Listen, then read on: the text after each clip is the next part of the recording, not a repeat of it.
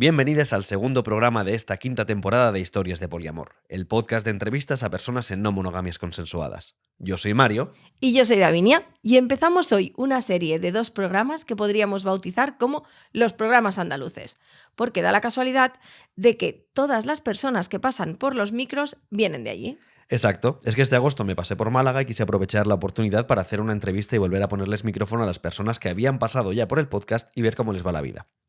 En el programa de hoy volveremos a charlar con Carmen, que fue además una de nuestras primeras entrevistadas. Además, entrevistaremos a Laura, una psicóloga que nos va a explicar cuáles son las particularidades que se ha encontrado a la hora de trabajar con gente en no monogamias. Así que, ¿empezamos?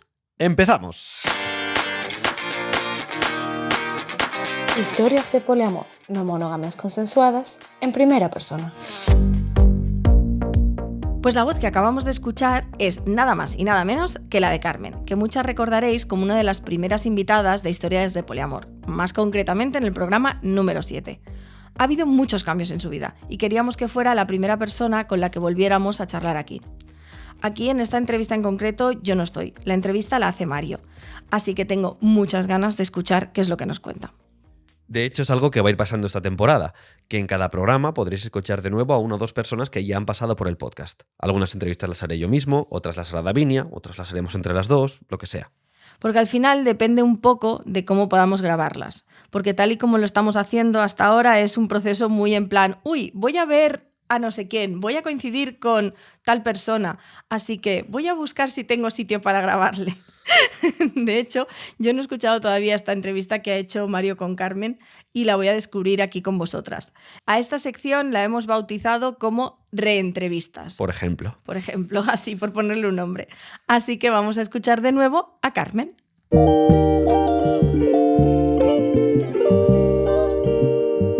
Hola Carmen. Hola Mario. Te estoy haciendo esta entrevista en Málaga, aprovechando que estoy de visita. Y creo que es muy relevante porque la entrevista que te hicimos en el podcast hace ahora fácilmente 3, 4 años, no lo sé, he perdido la cuenta, pero hace muchos años tú estabas viviendo en Barcelona, siendo de Málaga, y te ibas a volver para Málaga. Y efectivamente ya estás en Málaga. ¿Cómo sientes que ha cambiado tu forma de relacionarte desde que has vuelto? Bueno, como dices, han pasado tantas cosas que ha cambiado todo mucho, ¿no? Pero creo que una de las cosas que más ha cambiado es que cuando yo fui a Barcelona, justo cuando recuerdo este momento en el que me hacías la entrevista, era un momento en el que yo estaba aprendiendo cómo era yo, aparte de las relaciones que tenía en mi entorno, y me estaba costando un poco eso, ya no tanto a nivel psicológico, sino también a nivel casi fisiológico, ¿no? Aunque estaba muy feliz, al mismo tiempo casi tenía ansiedad por separación. y precisamente una de las cosas que creo que me ha traído Barcelona, o esa experiencia de aventura fuera de ese entorno de confort, es esa autonomía y empezar a verme a mí como una relación más. O sea, dentro de esas vinculaciones que yo contemplaba, yo ahora me considero a mí misma como una vinculación más que cuidar, ¿no? Y de la que tener mi propio espacio, mi propio tiempo. Y bueno, eso también revolucionó un poco en mi vuelta, en mis propias relaciones, en mis raíces que había aquí. También hubo que reajustar precisamente por esa nueva relación que había, ¿no? Como si hubiera habido otra persona nueva en ese entorno. Entonces, esa fue una de las cosas.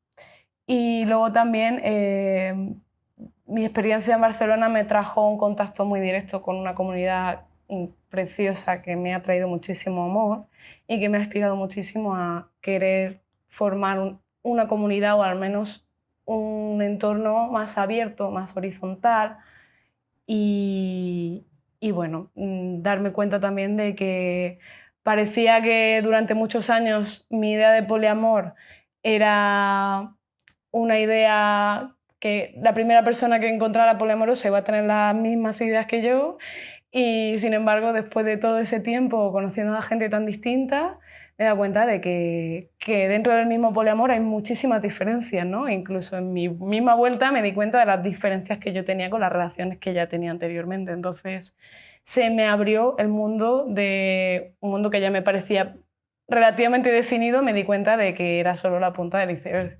Entonces esa diversidad y esa riqueza pues, me ha nutrido muchísimo en esa evolución y creo que me ha ayudado a sentar una base muy, muy estable aquí en Málaga a mi vuelta, muy necesaria también.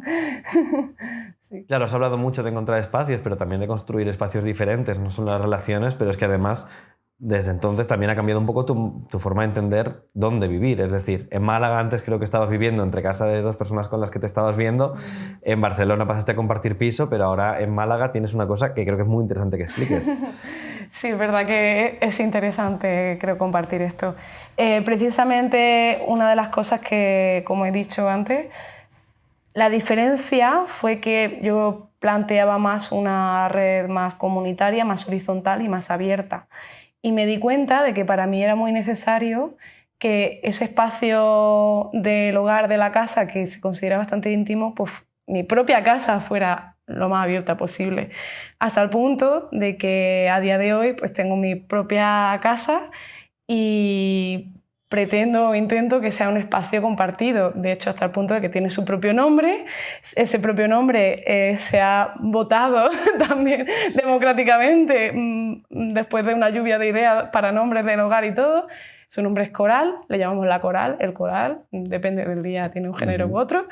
Y bueno, pretende ser un espacio muy abierto, donde hay, digamos, habitantes más habituales que acuerdan ciertas dinámicas, pero también visitantes de todo tipo y donde se pretende que haya un espacio tanto abierto como a nivel artístico dentro de lo que es la comunidad local artística de Málaga, pero también abierto a pues, relaciones dentro de la no monogamia, dentro de espacios distintos de las no monogamias, pero que sea un espacio como muy abierto. Y la verdad que, bueno, a veces es complicado porque aunque lo veo como muy comunitario, a veces lo veo menos comunitario de repente y digo, en realidad estoy yo sola con mi película. pero bueno, hay momentos muy bonitos en los que digo, ¡buah! Es que sí que se siente ahora esa comunidad o sí que se siente esa manera dinámica de que vienen personas y contribuyen y traen una energía bonita o traen fruta y verdura o interaccionan con las vecinas o de repente viene gente que no conozco a la casa y me encuentro gente bailando en casa o a mi padre haciendo yoga, me encontré una vez con una amiga, quiero decir, es un espacio bastante abierto donde hay mucha conciencia del entorno. Bueno, pues que se conoce mucho el entorno de esas amistades, de esas relaciones, de esas vecinas, de esas comunidades artísticas, de movimiento, de música, de distintos ámbitos y se intenta que, bueno, haya una intersección entre todo eso de manera lo más abierta posible para dar bienvenida a un espacio coral. Vale. Sí. Y en el podcast explicas que una de las cosas más difíciles en tu vida personal ha sido el tema de cómo gestionar el armario y tu familia, porque estabas dentro del armario y como que te suponía un poco de problema. ¿En qué punto estás ahora? Sí, efectivamente, como digo, bueno, sigo dentro del armario, en realidad familiar, pero bueno, yo creo que mi familia ha asumido que soy un poco la rara y no preguntan mucho. De hecho, varias cosas que me interesan de esta parte. Yo en el momento en el que hablaba de este podcast todavía sentía mucha ansiedad y mucho pánico respecto a mi familia, ¿no? De ese armario de decir, lo he intentado, pero por otra parte si se enteran me produce mucha ansiedad o mucho estrés, ¿no? A día de hoy tengo asumido que va a haber cosas que a mis padres no les cuadren en algún momento y que, bueno, quizá les produzcan un daño a ellos, pero por mi parte yo tampoco me puedo responsabilizar más, o sea, en ese sentido. Entonces tomo un poco de distancia, me da pena esa situación porque de alguna manera no me conocen y mis padres al final quieren conocerme más, sobre todo mi padre en concreto, me da un poco de pena, pero ya por lo menos no me da ansiedad. Y lo gracioso, que esta es la parte divertida, recientemente yo creo que ha empezado a haber como una especie de acuerdo tácito en el que mi padre está lo suficientemente cerca para conocer ese entorno, esas personas, como digo, me puedo encontrar a mi padre haciendo yoga de repente en la Coral, y sin embargo creo que ha llegado a la situación de, bueno, quiero estar cerca de mi hija, no la entiendo, pero tampoco le voy a preguntar. Entonces, bueno, evidentemente no le voy a exponer a ciertos entornos en los que sé que sería demasiado y eso mantiene una distancia, pero hemos llegado a un punto en el que creo que tenemos suficiente contacto para poder disfrutar el uno del otro sin que nos hagamos daño y sin que eso produzca ansiedad por estar en un armario u otro. De hecho, a veces yo pienso que digo, yo creo que a veces me hace comentarios del tipo, por ejemplo, en un caso concreto, cuando yo decidí vivir en la coral y dividir proyectos con mi anterior vínculo, proyectos habitacionales, digamos, para poder crear este espacio coral, entre otros motivos, recuerdo que me decía, bueno, yo ni lo entiendo ni me gusta. Pero dice, bueno, también aguantáis, dejáis de aguantar cosas que nos gustan, no sé, como diciendo, hay cosas que no entiendo, pero al mismo tiempo te dejo ese espacio, ¿no? Y tampoco voy a preguntar más. Gracias, Carmen, por volverte a abrir así a nosotras. Me ha encantado la manera de rescatar esos pequeños momentos que tuvimos que no fueron fáciles en la entrevista, sobre todo con el tema del armario. Y me alegra de que, aunque sigas en una especie de armario, la relación en realidad con tu padre ya no sea una relación de ansiedad. Así que me ha gustado mucho volver a escuchar esta actualización. Bueno, poder escuchar esta actualización, porque no la había escuchado antes. Pues sí, de hecho yo desde que grabamos la entrevista casi no lo había escuchado y ha sido como muy bonito volver a escucharlo, pero también en su momento plantar allí el micro y traer de nuevo el testimonio de Carmen. Además, es en la coral de la que habla precisamente donde hemos grabado la siguiente entrevista, porque cuando fui a Málaga le pregunté a Carmen si conocía algún perfil interesante para entrevistar para el podcast, porque otra cosa no, pero aquí se aprovechan hasta las vacaciones para hacer contenido para el programa, ¡socorro! Pero bueno, una de las personas que me propuso fue precisamente Laura, porque podía poner sobre la mesa la perspectiva de ser una psicóloga que trabaja con muchas personas que están en no monogamias. Y efectivamente, hay muchas cosas que ha sido precioso poder escuchar desde un ángulo un poco distinto al que estamos acostumbradas. Así que yo creo que podemos dar paso a esta entrevista que hicimos cuando todavía nos estábamos muriendo de calor, mucho calor. Pero ahora ya estamos a finales de octubre, hace fresquito, así que... Y hay otros problemas, pero no es el calor uno de ellos. No, porque realmente lo estábamos pasando muy mal. Venga, va, dale, dentro entrevista.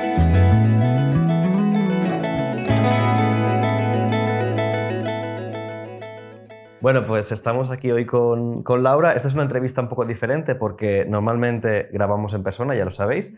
De hecho, las pocas entrevistas que hemos hecho online siempre ha sido con la otra persona al otro lado de la pantalla, pero esta vez yo estoy físicamente en Málaga entrevistando a nuestra invitada de hoy, que es Laura. Muchas gracias por estar aquí. Muchas gracias a vosotros por invitarme.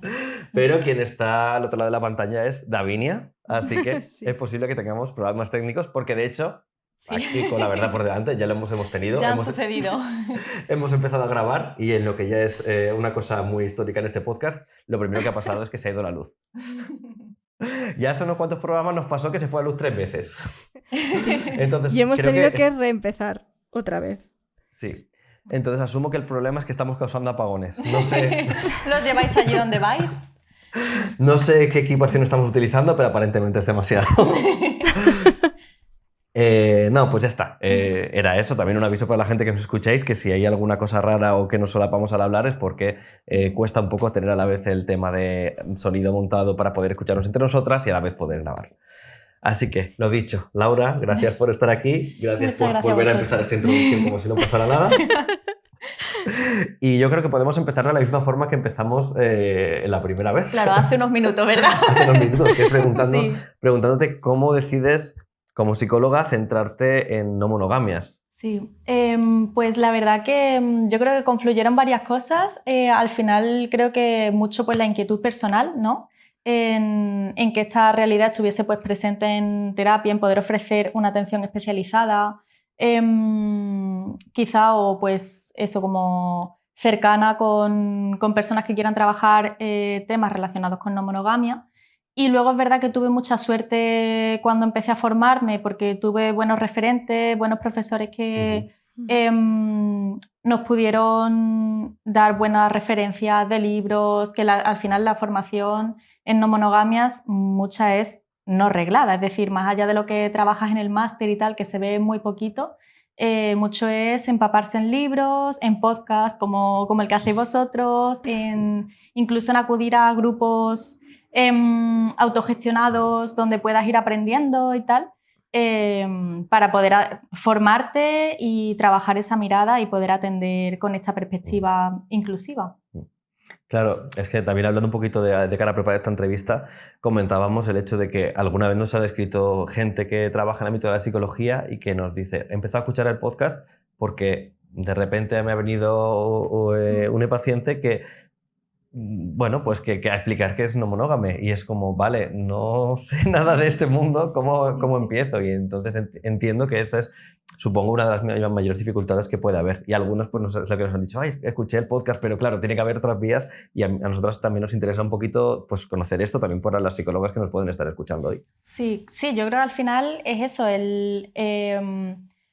aquí cumplís mucho la función de referentes, ¿no? Que creo que es algo que seguro que todo el mundo que se haya introducido un poco en la no monogamia puede hablar enseguida de poder tener referentes cerca, la importancia de tener relatos cerca, poder conocer historias que te ayuden a validarte.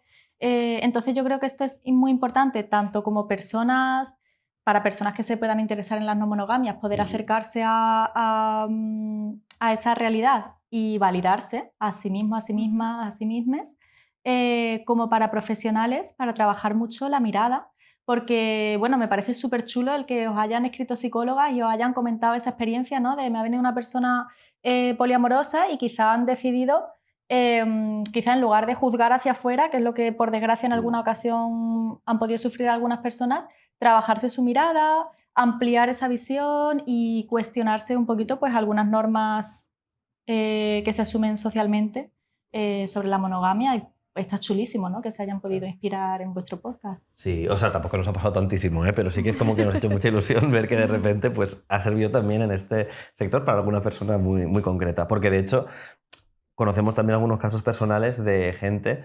que se plantea, bueno, creo que tengo que explicarle, casi como si fuera una confesión, ¿no? Explicarle a mi psicóloga que soy no monógama. Pero me da un poco de cosa porque estoy muy a gusto y si de repente me suelta alguna barbaridad o esto, y entiendo que también aquí hay un poco de miedo, supongo, ¿no? Porque claro.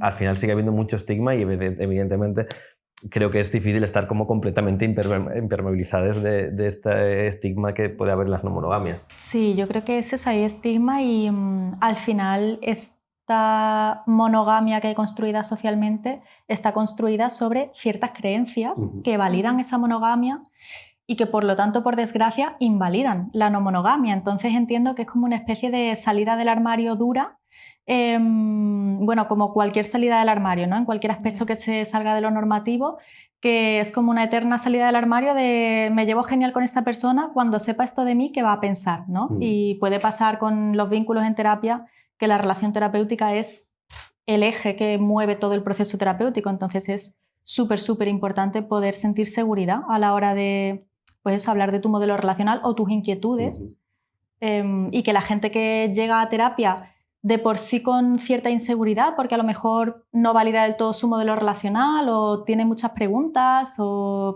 no tiene un entorno que le apoye, pues es súper importante que la terapia sea un espacio que sí sea seguro y que sí quede esa validación. Claro, porque también nos hemos encontrado con personas que con personas que nos han venido y nos han preguntado, ostras, ¿conocéis psicólogas que me puedan echar un cable? Porque mi experiencia ha sido terrible en este caso, ¿no? Incluso llegar con, yo qué sé, pues es que tengo problemas en mi caso, por ejemplo, yo que tengo problemas de ansiedad. Bueno, pues es que claro, con esto que haces, ¿no? Qué difícil. Esto no me ha pasado a mí, por suerte, pero sí que conocemos casos como así, como invalidando totalmente esto, ¿no? Tu modelo solo porque, te lo pones difícil. ¿Por qué la monogamia tiene que ser más fácil? Total. Claro, al final el modelo, entre comillas, más sencillo, asumiendo que las relaciones pues, no pueden ser sencillas, es aquel que encaje en tus valores. Y creo que al final lo que puede ocurrirle, pues esto, las experiencias que me contáis son de personas que al final han sido un poco patologizadas es un poco como el problema es la no monogamia, ¿no? Esto es como si una madre llega a terapia porque su hija, su hijo le está, yo qué sé, tiene dilemas, situaciones con la maternidad, etcétera, y te dicen, bueno, pues devuelve a tu hijo. No es como no funciona así. No se puede. No es así como lo trabajamos. Entonces, quizá hacer eso con la no monogamia es un poco, no sé, no es muy justo, ¿no? Hacia ese modelo. Lo siento, me acaba de venir a la cabeza un meme terrible de un padre que va y le dice al psicólogo, doctor, mi hijo no come pescado, ¿cómo lo sustituyo? Y el psicólogo le dice, con una nutria, a ellas les encanta el pescado. Sí, total. El absurdo total, ¿no? De cosas así que dices, a ver, no. Sí.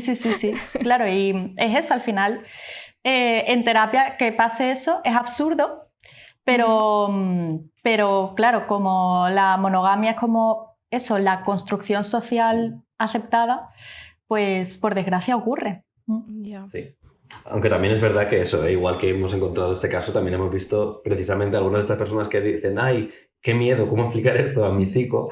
De repente decirlo y decir, no, lo he abrazado completamente y es un, vale, no tengo mucha idea de esto. Qué necesario eso. O se forma, o ya tiene algo de bagaje previo, o ya se ha encontrado con el caso, porque al final es que tratáis con muchísima gente y no es tan improbable que de repente suceda. En tu caso menos, porque tratas a más personas que son no monógamas en el día a día, pero sí, no, pero creo que es muy chulo y muy necesario esa humildad, por ejemplo, de esa psicóloga que me comentáis, que os escribe. Al final, si trabajamos con la realidad de la gente, es normal que todas las realidades no nos sean cercanas, que eso, claro, no hay nada de malo en ello, en no tener los conocimientos, incluso en decir, uy, creo que tengo cierto prejuicio con esto, porque bueno, absorbemos un montón de prejuicios, pero es un poco la actitud de decir, pues voy a hacer el esfuerzo de ampliar mi mirada y si hay personas que están esforzándose, haciendo activismo para divulgar, para promover que todo el mundo tenga acceso a esa información, a esos referentes, pues está súper bien que... Al final es eso, la responsabilidad es de la psicóloga de poder ofrecer un espacio seguro para sus consultantes. Esta mañana estábamos hablando Mario y yo, ¿no? Un rato, y yo le decía que yo voy a terapia y mi psicóloga... a veces en ocasiones cuando yo le planteo ciertas cosas me dice, vale, si quieres que tratemos esto más en profundidad, yo no soy sexóloga, por ejemplo, o yo este tema no lo llevo tal, te puedo aconsejar colegas en los que te puedas apoyar, con los que puedas hablar o tratar esto, si esto es algo que realmente tú crees que ahora necesitas más en profundidad, ¿no? Y es como, vale. O sea, no se ha dado el caso por ahora, ¿no? Porque se ha quedado ahí en el tintero.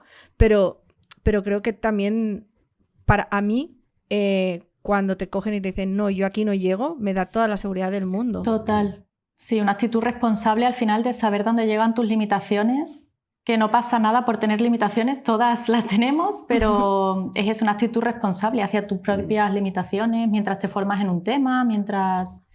O a lo mejor temas que por lo que sea se te escapan de las manos y no te puedes formar en todo. Claro, además tú al inicio también nos comentabas que una de las... en el primer inicio, no en este segundo... Dios algo mío, que qué lío de líneas temporales, de que se dice que no, socorro. Es como empezar un audio de nuevo. Total, hemos viajado al pasado de nuevo en el tiempo. Hemos viajado al pasado de nuevo. Pero sí que es verdad que... no podemos explicar las cosas dos veces de la misma manera. Esto es así. Y una cosa que sí has dicho la primera vez cuando nos has explicado, una de tus motivaciones era que igual que te habías formado en otras cosas que interseccionan con, ¿no? Con el feminismo, con el, o sea, un montón de cosas más que hay ahí. Sí. Entonces, ¿qué crees para ti que de todas estas intersecciones son importantes en también como en la formación en no monogamias, ¿sabes? ¿O qué otros ejes son importantes ahí? Ay, me encanta esta pregunta. Me parece súper bueno, sí. Me parece súper importante. Ay, me encanta. Yo creo que realmente... Bueno, de hecho, probablemente en mi respuesta haya cosas que a mí se me escapen porque no las vivo de cerca. Que creo que eso hay que tenerlo cada una en cuenta, ¿no? De que en realidades se nos escapan. Pero creo que al final todos los factores de estrés estrés percibido por discriminaciones sociales y tal, añaden, o sea, yo creo que por supuesto al final pues el patriarcado como afecta tanto a la desigualdad de género, tanto a hombres como a mujeres, como a personas no binarias y tal, esa realidad no nos deshacemos de ella cuando nos cuestionamos la monogamia, no lleva implícito cuestionarse todo lo demás si no hacemos un trabajo explícito en ello.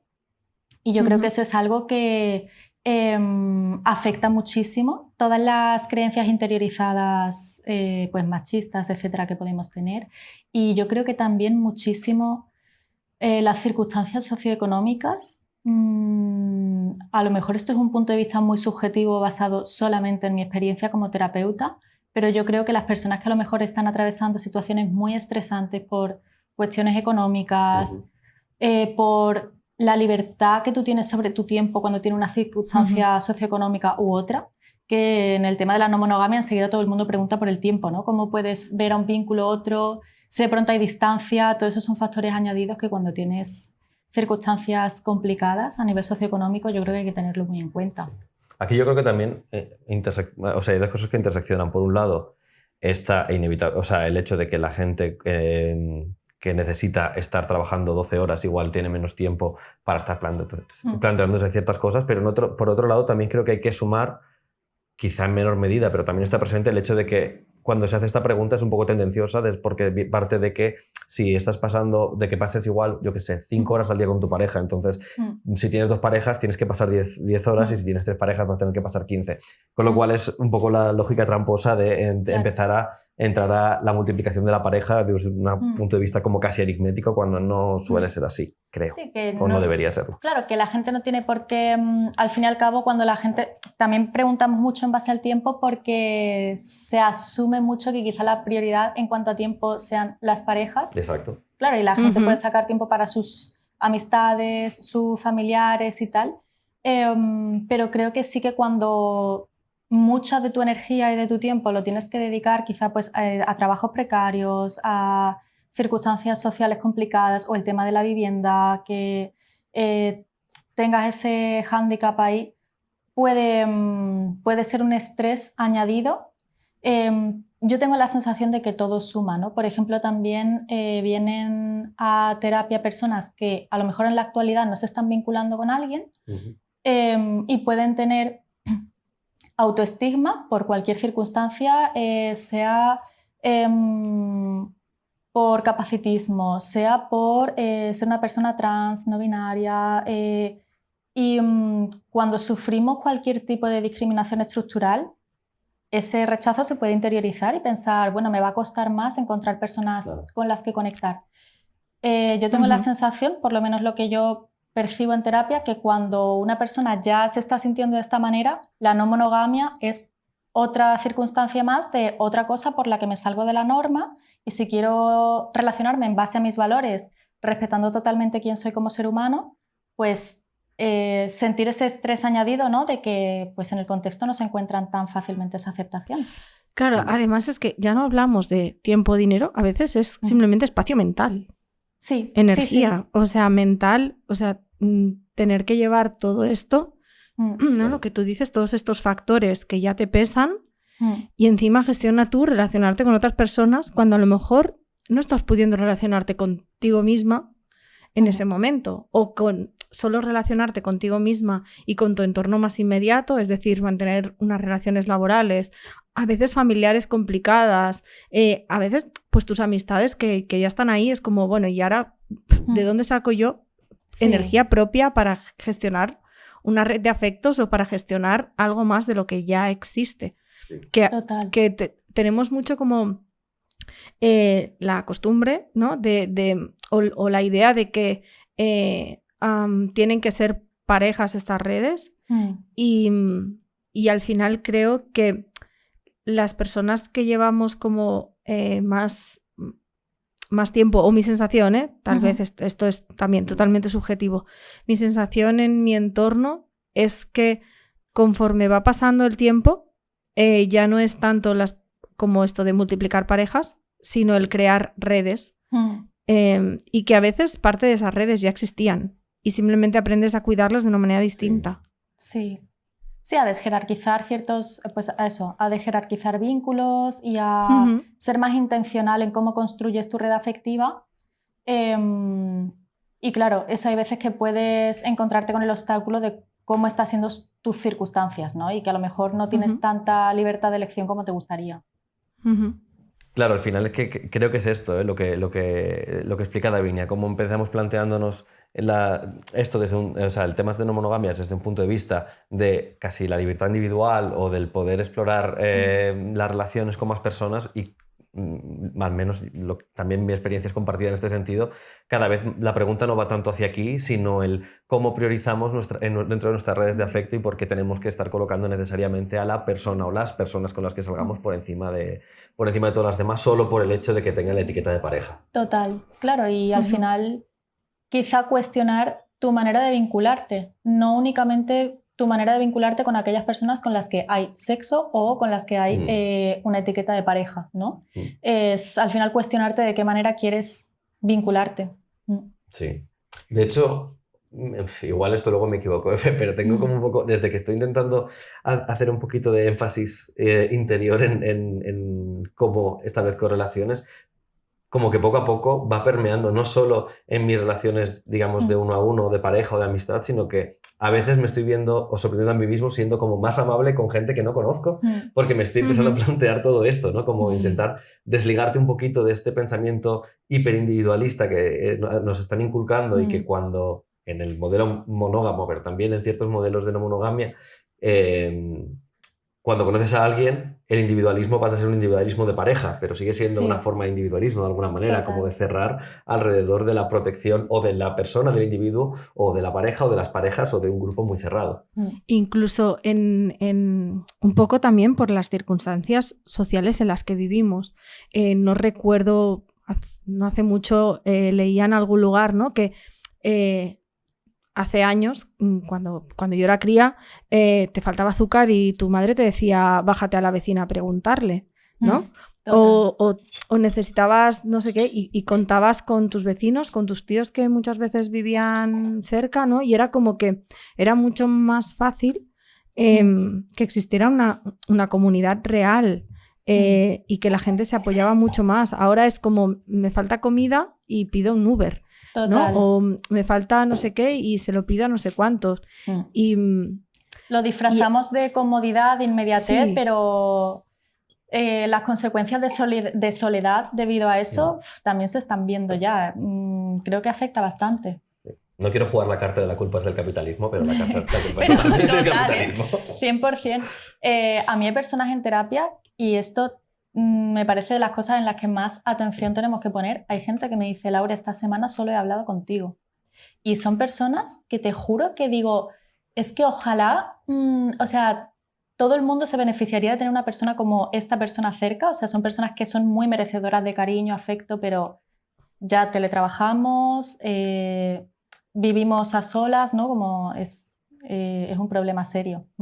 Bueno, yo soy muy fan del teletrabajo. Ahí lo dejo, porque Sí. te puede salvar también si no te llevas bien con tus compañeros. Bueno, total. Que esto también es todo un marrón. Pero sí que es cierto que si no tienes reto, no tienes esa capacidad, porque a veces, o sea, no deja de ser un privilegio el ser una persona con capacidad de crear red, ¿no? Vínculos, sí. de tener un cierto capital social o ser extrovertide o sentir que eres una persona ¿no? que tiene conversación o que puede explicar cosas, porque las personas más introvertidas, más tímidas o así, también no deja de ser una dificultad añadida, ¿no? Pues también sí. es un eje que además atraviesa mucho y dificulta mucho a veces crear redes, porque también lo vemos en nuestro entorno. Pues sí, sí, al final todo influye.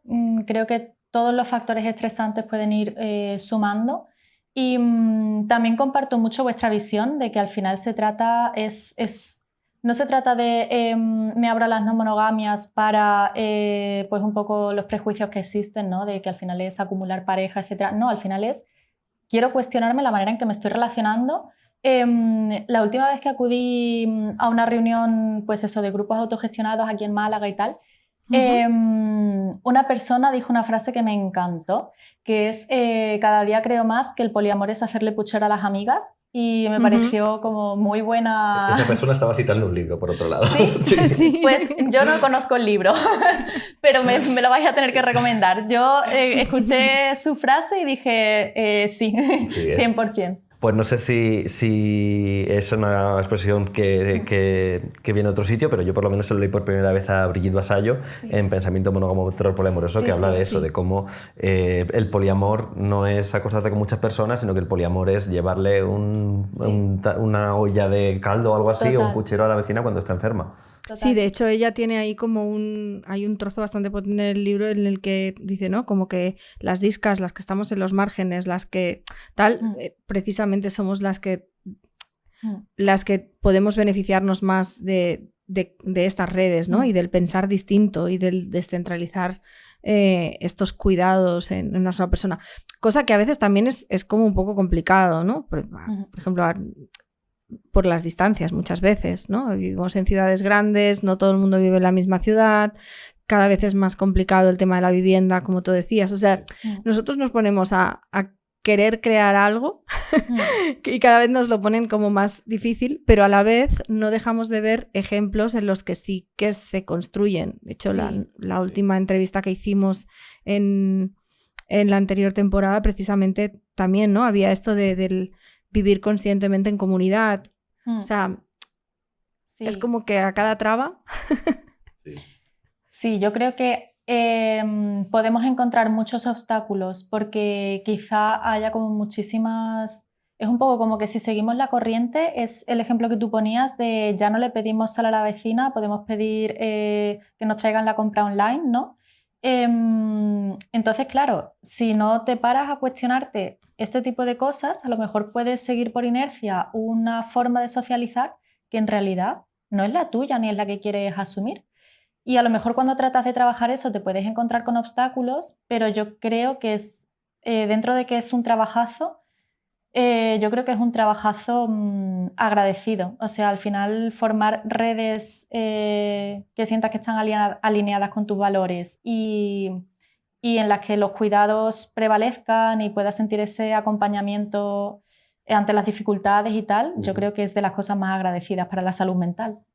Pues sí. ¿Y cuál dirías que es como la inquietud más habitual que te traen las personas no monógamas cuando hablan contigo? En plan, bueno, que me estoy planteando o que estoy en no monogamias, pero esto es lo que más me cuesta.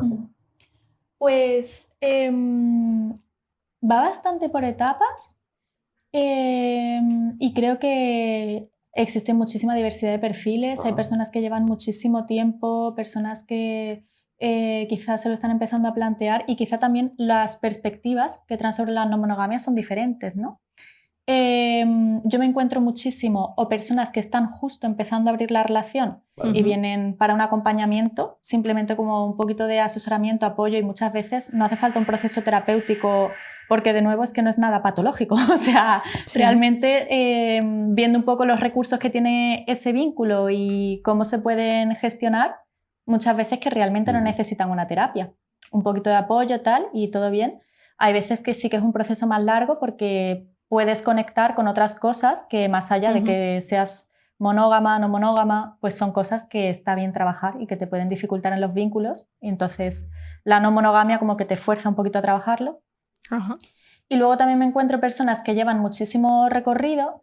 Me encuentro que es muy frecuente, quizá de nuevo es mi experiencia subjetiva, solo de mi muestra de personas que han venido conmigo, pues personas quizá muy autoexigentes, que se exigen mucho ser capaces de llevar a cabo todas las conductas que vayan alineadas con sus valores, y a lo mejor hay momentos en los que emocionalmente les cuesta un montón, pues por esto, porque a lo mejor sus recursos emocionales se lo están llevando a otras cosas. Muchas veces personas que no quieren sentir lo que están sintiendo, pero no pueden evitarlo, circunstancias así, entonces trabajamos un poquito el manejo. También por la especialidad de sexología me encuentro muchas circunstancias en las que el deseo se desarrolla de una manera diferente el deseo sexual o la sexualidad en distintos vínculos y pues para la propia persona que lo experimenta o para alguno de los vínculos pues puede ser difícil de manejar, entonces se Claro, trabaja cómo mucho navegar con esta eso. situación que en muchos casos entiendo que es nueva o poco habitual porque de repente, o sea, la gente monógama quizá no tiene que lidiar en qué supone que una persona con la que puede tener un cierto tipo de intimidad de repente esté sucediendo con otra persona. Claro, claro, y porque tenemos asociada la energía de la nueva relación a pues eso, es normal que se disparen muchísimos miedos de, ¿qué le está pasando a mi vínculo? Que de pronto su atención, está todo desplazado, ¿no? Y para la propia persona que lo está experimentando puede vivirlo con culpa, con falta de entendimiento a sí misma, entonces pues eso muchas veces lo trabajamos también en terapia. A mí me ha parecido como... Ahora viene ese momento de Davinia de me siento muy identificada con... Pasa una vez en media por podcast. Claro, la amiga soy yo. Amiga, entiéndelo. No, con esto que ha dicho, o sea, esto que has comentado, ¿no? De ese momento en el que tu sexualidad es distinta con diferentes vínculos y la vives de una manera muy distinta con uno y con otro. Y llevar esto, ¿no? Total. Y como poder compaginar el hecho de que incluso en un momento determinado puedes no tener deseo con alguien a quien amas con locura y a quien quieres con locura y que haya otra persona por quien no tienes todos esos sentimientos o no tienes todo ese apego o incluso con quien no tienes una intimidad emocional como la que tienes con ese vínculo, pero en lo sexual, por lo que sea, funciona, ¿no? Y toda la generación esta de culpa o de sentimiento de extrañeza que se puede gestionar, ¿no? Y el cómo llevar esto. No sé si en algún caso, incluso esto, no sé si has hecho alguna vez terapia como a 2, a 3, en plan, vamos a sentarnos, vamos a hablar. Sí. Las veces que he trabajado esto han venido o como pareja o como trieja. O personas que acuden ellas solas a terapia, pero trabajan esta temática que evidentemente implica más personas. Pero sí veo muy presente en la persona que se encuentra en esa situación esa extrañeza, ese sentimiento de culpa y al final, de la misma manera que nuestra comunicación o que nuestros códigos con distintas amistades pueden ser diferentes o que distintas amistades se cuidan de manera diferente, pues nuestra sexualidad en vínculos diferentes pues van a requerir cuidados diferentes dependiendo del grado de intimidad, de la novedad, de muchos factores que no controlamos. Incluso muchas veces en estas circunstancias se pone muy en valor la novedad y sin embargo pues la complicidad, la intimidad, la confianza, como muchas cosas que se dan quizá en la relación que tiene como esa energía más establecida, realmente también son cosas muy positivas, pero claro, es que aquí creo que se nos cuela un poco porque todas tenemos quizá esta mirada y está de fondo, aunque nos la hayamos trabajado, pues todas las ideas del amor romántico, ¿no? De quizá cuando de pronto sentimos mucho hacia una persona nos cuestionamos qué está implicando para la otra persona. Y ahora me toca mi momento de la amiga soy yo, porque entre todas las causas más habituales que has mencionado era la del nivel de autoexigencia. Y creo que quizá a la gente no monógama que nos gusta mucho teorizar y compartir y hacer mucho como de reflexión abstracta y teórica sobre cómo tenían que ser las relaciones y demás, nos encontramos con esta especie de choque, ¿no? Entre esta especie de ideal no monógamo de cómo sentimos o cómo vivimos las relaciones y de repente ver que, joder, al final estoy haciendo las mismas mierdas del parejocentrismo del que reniego o estoy priorizando a las personas con las que me beso antes que a las amigas a otros amigos solo porque nos besamos, por ejemplo. Total. Y es como claro, esto para mí creo que tiene que ser uno de los temones de cómo abordar, ¿no? Cómo hacer encajar las propias prácticas con este ideal. Sí. Yo le digo mucho a mis amigas que a mí me encanta trabajar con personas no monógamas porque la implicación en terapia es del 1000 por 1000, pero esto va en detrimento de la persona que viene a terapia. O sea, viene la persona y cualquier libro que le recomiende, la siguiente sesión se lo ha leído. Les propongo cualquier tarea, ejercicio, que muchas veces las psicólogas proponemos ejercicio en terapia y esto es ensayo y error, pero se lo toman muy en serio. O sea, yo veo mucho esa autoexigencia y ese nivel de implicación de si me estás dando una herramienta la voy a exprimir, me voy a cuestionar. O sea, es un gustazo trabajar con personas no monógamas, pero es de nuevo un reflejo del nivel de autoexigencia pues eso, con porque estoy pensando lo que estoy pensando, porque estoy sintiendo lo que estoy sintiendo, yo me quiero acercar a este valor y lo que estoy haciendo ahora mismo me aleja. Entonces, el trabajo con valores en todas las terapias de tercera generación que tienen muy en cuenta pues, el contexto, los valores y tal, aquí juegan un papel fundamental pues eso, para acercarnos a los valores de la persona sin que la persona se juzgue. Bueno, o trabajando con el juicio de la persona para que pueda ir soltando ese juicio. Soy yo literal. Las amigas somos nosotras todo el tiempo. Has comentado que somos, lo has dicho con otras palabras mucho más elegantes, pero que somos muy empollonas en cuanto a léete el libro y ya nos lo hemos leído el día siguiente. ¿Cuáles son los libros que crees que más sueles recomendar? Entiendo que, claro, dependerá de cada caso, de lo que se quiera trabajar, pero los que, si haces un poquito como de recap personal, suele caer. Yo tengo algunos predilectos. El de Red Segura de Jessica Fern. Soy fan porque habla muchísimo del apego. Habla del apego de una manera que me gusta, también no patologizando el apego, sino al contrario. El apego es una herramienta que tiene el ser humano, ¿no? Y dando un montón de conocimiento práctico con el que la persona puede nutrirse y cuidarse. Y también en ese libro, o sea, ese libro me encanta porque trata de una manera interseccional las cuestiones de la no monogamia y del apego y de experiencias traumáticas que haya podido tener la persona y cómo le afecta a su realidad social. Entonces me gusta muchísimo, lo recomiendo un montón. Y luego Opening Up, que yo creo que es como un manual, o sea, tú tienes cualquier pregunta sobre poliamor, ahí está. cómo reparar después de que se rompe un acuerdo, o sea, toda la teoría, a mí me encanta.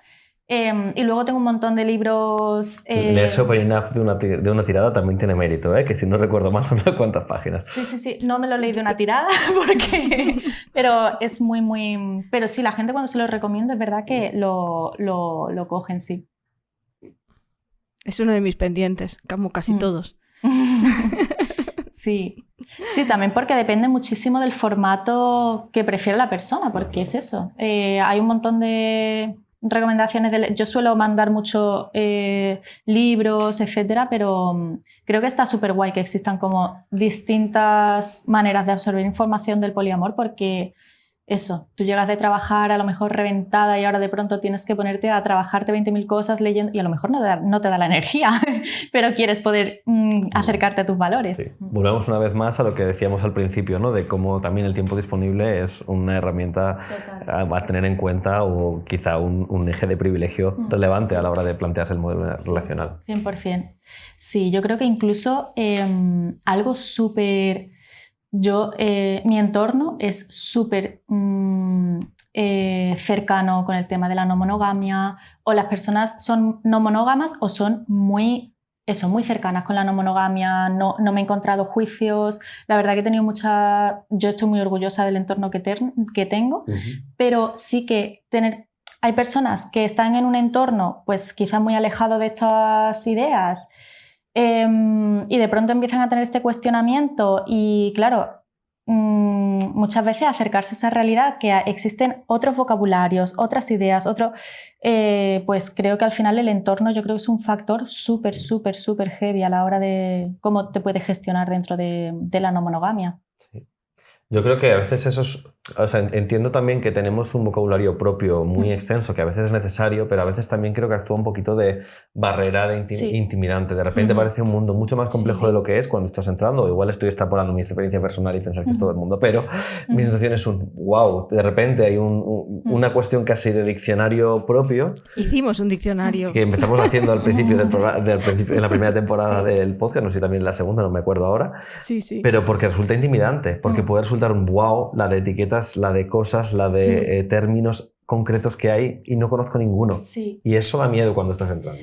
Yo creo que le has dado, o sea, tenía esa idea en la cabeza y es como le has puesto palabras porque no sabía cómo transmitirlo y yo creo que eso es algo que también es importante que nos cuestionemos y nos trabajemos. Por eso yo hacía el comentario de, es verdad que yo propongo muchos libros porque es verdad que a mí me encanta leer, pero creo que es importante cuestionarnos y acercarnos a, o sea, cuestionarnos cómo acercar la realidad de la no monogamia y tal a personas, pues que es que a lo mejor no tienen el tiempo o el gusto de ponerse súper académicas, súper tal, y que no tiene que ser algo académico, ¿no? Que quizá es importante ver de qué manera podemos, es algo que me reviso yo la primera porque yo creo que puedo caer mucho en esta parte a lo mejor de eso, las lecturas, etcétera, tal, y es importante hacerlo cercano, accesible, que al final todas las personas monógamas, no monógamas, la no monogamia da respuestas o da preguntas a temas que todas las personas tienen. Entonces es importante hacerlo accesible.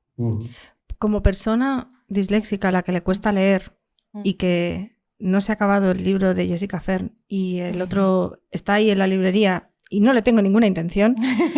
Está ahí esperando.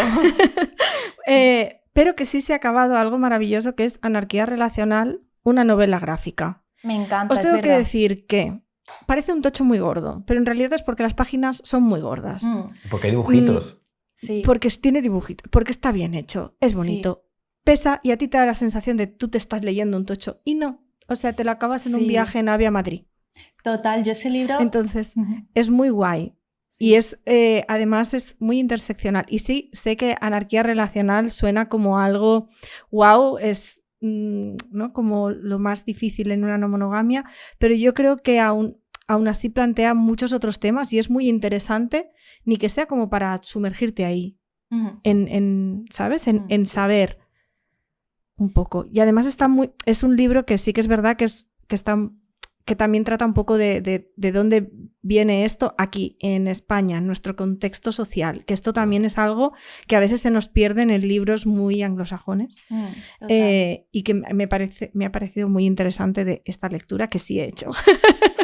Sí, yo como persona pedante que soy agradezco mucho a la gente que tiene la capacidad de síntesis y de hacer que las cosas sean mucho más accesibles, así que realmente totalmente de acuerdo también con lo que has dicho, entre otras cosas porque también lo he dicho yo antes, pero creo que te me has planteado muy bien. Sí. Y efectivamente Anarquía Relacional, una novela gráfica, creo que también refleja muy bien esta mirada. Sí, es un librito que te puedes llevar a la playa y es como acercar realidades de una manera amable.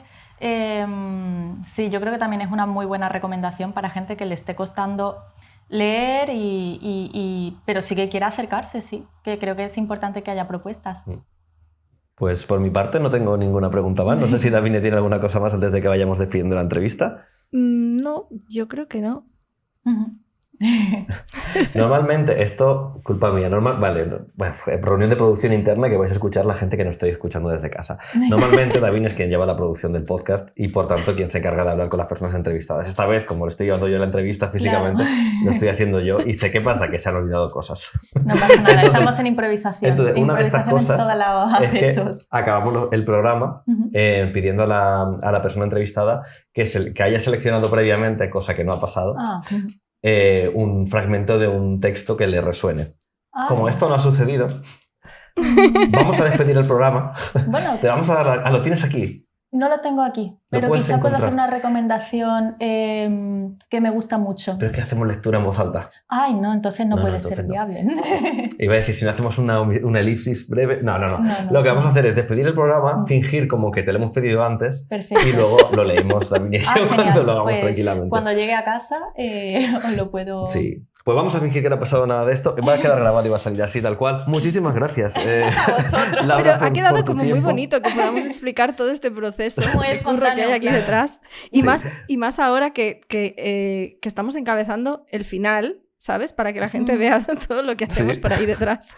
Claro. Sí, ahora Acercáis la realidad a las personas. se caen las caretas. Esto funcionamos como podemos de la manera a la que llegamos. Así que nada, muchísimas gracias también por el texto que has A elegido vosotras. previamente y que vamos a leer, que no voy a decir el título ahora, Sí, a pero, vosotras por esta maravillosa planificación. pero todo. ahora va a sonar una música que va a Genial. cerrar la entrevista y Perfecto. luego vamos a volver David y yo como si no hubiera pasado nada Perfecto. a leer tu texto Genial.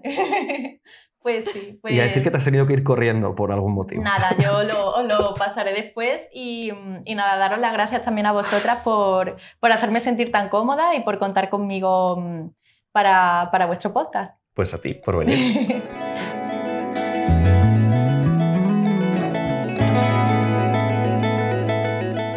Y ahora que está bajando la música, no tenemos texto. ¿Por qué no tenemos texto, Mario? Pues porque hemos decidido acabar poniendo una pequeña fe de ratas en este cachito final. Sí. Porque escuchando y editando el podcast, hay un momento en el que Laura menciona la cita de el poliamor es traerle un caldo a tu vecina cuando está enferma o algo así. Sí. Y nos hemos dado cuenta que aunque es una cita preciosa, se la atribuimos al libro Pensamiento monógamo terror poliamoroso. Porque Y- lo conectamos directamente con la vasallo. Porque de hecho es una cosa que creo que se suele citar bastante así y ahora, buscando un poco, lo cierto es que no estamos del todo seguras. Es decir, es una frase que parece ser que sí que es de Brigitte Vasallo, pero no es de este libro, sino que podría ser de una entrevista que le hizo Ana Pacheco para, si no me equivoco, Playground Magazine. Aunque también estamos encontrando que podía ser una respuesta que dio otra persona, que es Virginia Despentes, en una entrevista. Y la verdad, me he perdido, no sé cuál es la que va primero, no sé quién está citando a quién, no sé si han llegado a una cita muy parecida, no lo sé. Así que, en cualquier caso, nos quedamos con la idea de que el poliamor no es multiplicar las relaciones, sino poder construir red, que es lo que dicen con esta cosa tan bonita. Y ya está, esto es el texto. Vale, pues entonces aquí vamos a despedir el programa. Ahora sí. Ahora sí. Y muchas gracias por estar aquí, por seguir escuchándonos. Hasta la próxima.